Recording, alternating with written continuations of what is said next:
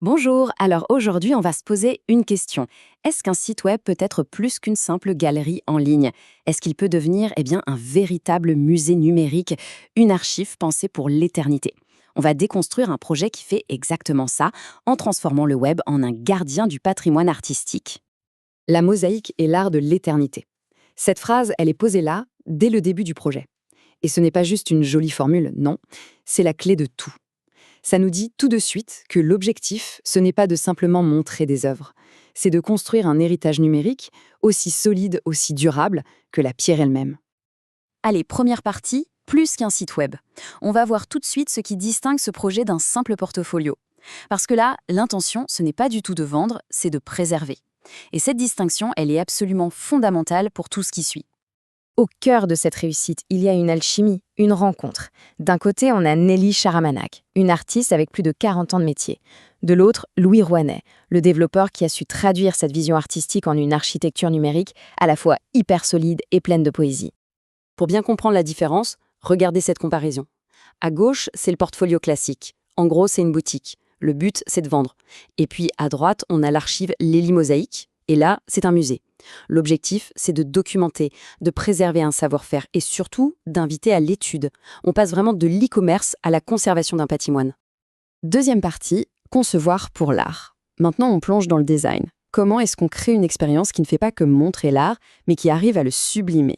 Ici, chaque détail, chaque clic a été pensé pour que la technologie s'efface complètement au profit de l'œuvre. C'est un véritable écrin numérique. Dès qu'on arrive sur la page d'accueil, on est happé.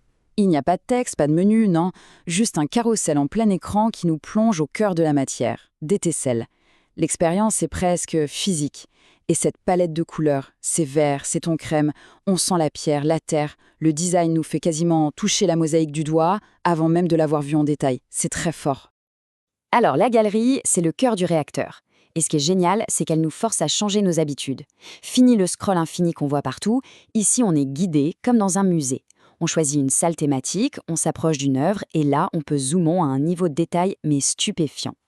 Le site nous transforme en fait. On n'est plus un simple spectateur, on devient un chercheur. Et c'est ça, le vrai coup de génie. Le zoom, ce n'est pas un gadget technique, c'est un outil critique. Il nous donne les clés pour décoder l'œuvre. Comment l'artiste travaille, la matérialité de chaque petite pièce, la complexité de l'ensemble. Le site ne se contente pas de montrer, il explique. Il devient un véritable outil d'étude. Troisième partie, bâtir l'héritage. Bon, une belle interface, c'est une chose. Mais pour construire un véritable héritage, il faut du fond, de la substance. Voyons maintenant comment le site s'y prend pour documenter et prouver, point par point, la stature de l'artiste. Le site ne dit pas juste que l'artiste est talentueuse, non, il le prouve, de manière méthodique. Regardez cette structure, c'est un véritable argumentaire en 4 points. D'abord la formation, pour la crédibilité, puis la pédagogie, qui montre la maîtrise, la polyvalence, qui témoigne d'une immense culture artistique, et enfin la reconnaissance par les pairs, qui vient valider le tout. Chaque pilier renforce les autres, pour bâtir une légitimité qui est juste incontestable. Et pour que cette archive ne soit pas un mausolée un peu figé, elle intègre la vie. Grâce aux archives vidéo, on ne voit plus seulement le résultat final. On voit le processus, on observe le geste de l'artiste, on comprend sa technique de l'intérieur, l'archive se met à respirer, elle devient vivante. Quatrième partie, l'éthique du code. On va parler maintenant de ce qui ne se voit pas, mais qui est peut-être le plus important, les fondations techniques. Dans un projet qui parle d'héritage et de respect, la manière dont le code traite les visiteurs, c'est absolument crucial. Et là-dessus, c'est exemplaire. Cette confiance numérique, elle repose sur 3 piliers. D'abord, une transparence totale sur les données, avec une conformité RGPD parfaite. Ensuite, une politique de cookies qui fait un choix radical, celui de ne pas traquer, en privilégiant des solutions respectueuses. Et enfin, un engagement global pour la confidentialité, qui guide chaque décision technique. Le respect du visiteur est vraiment total. Alors, comment ils font pour analyser le trafic sans nous pister? La réponse est dans ce mot, cookieless. En gros, ça veut dire que le site n'a pas besoin d'installer de petits espions sur notre appareil pour fonctionner. Notre visite reste anonyme, par défaut. Ce n'est pas juste un détail technique, c'est une vraie position philosophique sur la protection de la vie privée. Et cette approche éthique, elle est possible grâce à des choix techniques très intelligents. Un hébergement statique, par exemple, ça veut dire un site plus rapide et beaucoup moins vulnérable aux attaques. Le choix de partenaires européens comme Brevo, ça garantit aussi que les données restent protégées par les lois les plus strictes. Chaque brique de la fondation est pensée pour la sécurité et la confiance. Allez, 5e et dernière partie, un chef-d'œuvre numérique. Bon, maintenant on assemble toutes les pièces du puzzle.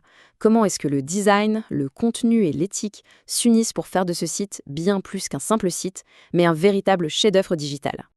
Ce qui rend ce projet si fort, c'est sa cohérence. Tout se tient. L'approche muséale du design est servie par une expérience utilisateur qui pousse à l'étude. Cette étude, elle est enrichie par un contenu qui documente rigoureusement la légitimité de l'artiste. Et le tout est enveloppé dans une éthique numérique irréprochable qui crée un climat de confiance. Chaque élément renforce les autres, c'est un cercle vertueux.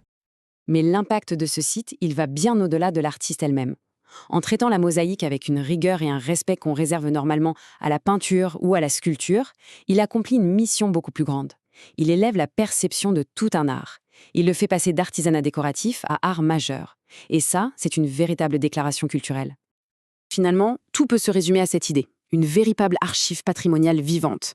Ce n'est plus un portfolio, c'est un héritage, un outil numérique qui honore l'artiste, qui sublime son art et qui est bâti pour durer, pour nous aujourd'hui et surtout pour demain. Et ce projet nous laisse avec cette question essentielle. Est-ce que la technologie peut vraiment préserver l'héritage de l'art? Cet exemple nous prouve que oui. Il nous montre que la technologie peut être bien plus qu'un simple outil de diffusion. Elle peut devenir le gardien de notre mémoire culturelle. Ça donne à réfléchir.